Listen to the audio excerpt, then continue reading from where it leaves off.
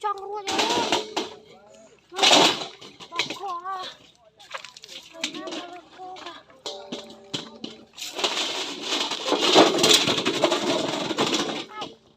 Ôi. Ý, bông tiệp đây đó này. Oh my god. Wow. Đi. Một tấm đi kia đó. Wow. Đọc khó. Được trái. Đi. Wow. My god. Mẹ là cô đó.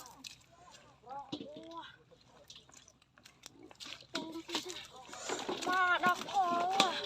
Vậy em cùng làm thơ đi em. Wow. Này. Bay kia đó. Đọc khó.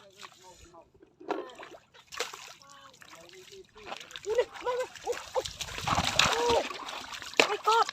Hai lần mà nó. Mà hai lần luôn đó cô.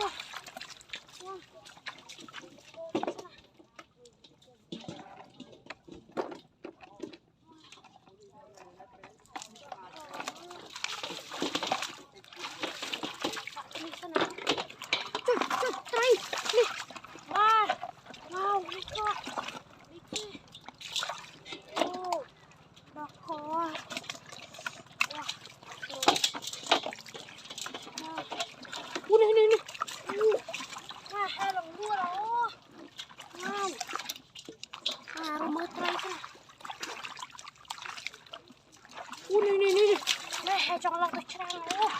Wow. My god. Chùm mà. Chùm làm sai chắc à. Chùm. Này. Wow.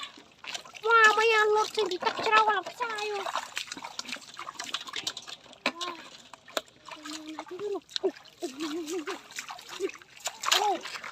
Wow. Wow. My god. Holy.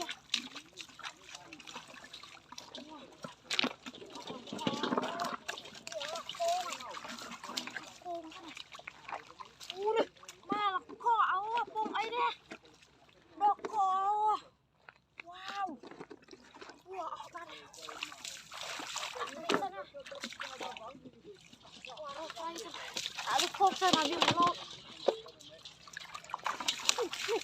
ngập bạn đấy đâu. Ý nó ruột ra.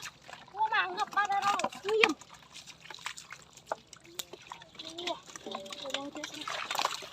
Mà nó rịa cho em nào đi. Nó trao u này. Oh my god. Cho.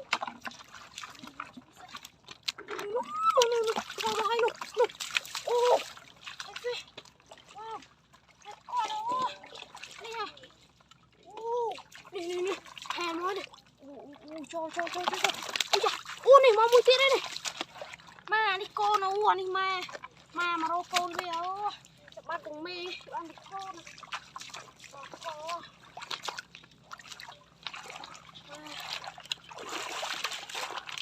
Dạ. Wow, đây là ba mẹ. Cho con đi. Đi hổ tan tức lo. Wow. My god. Big fish. Đỏ câu nè. Ua. Con nhỏ không có tan tức. My god. No. Vào kia đây này. Dạ. Wow. Wow, không có tan tức nữa anh nhá. Vào kia đây này. Dạ. Nó không có bị tham quá nha.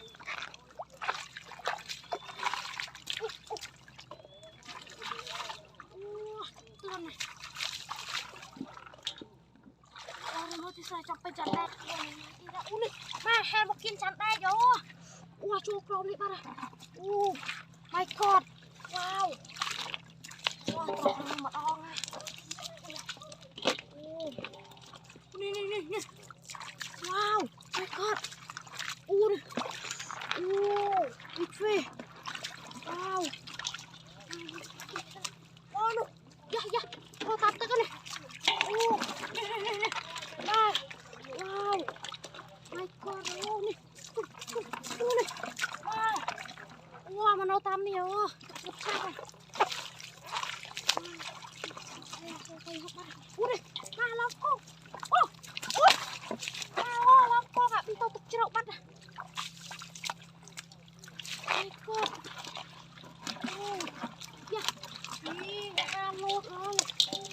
Ui chị đây này.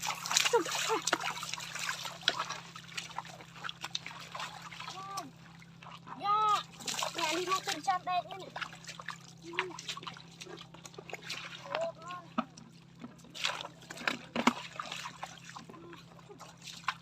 Còn có đây vô trong đây mà ăn nữa.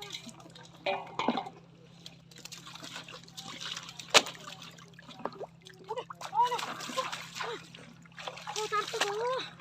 Wow.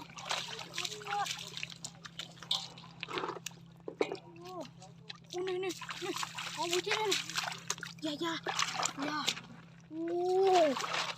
Đó co.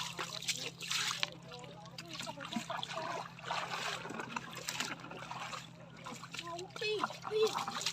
Đi xe. Mày con đi ăn đi gặp chanh non. Mà lột đó có. Bên trong đây mà lột lần. Đó có. Qua rồi mơ phê thế sao?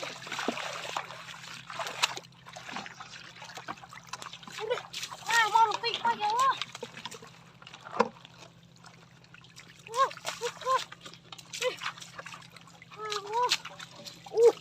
Mà đi học to lên à.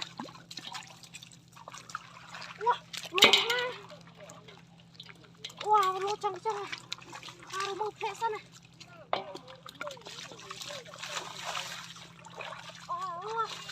Đó có. Mà. Wow, my god. Đó có. Mình nè mò. Đã mò. Chọc ở đâu rồi. Cột này. Cột này.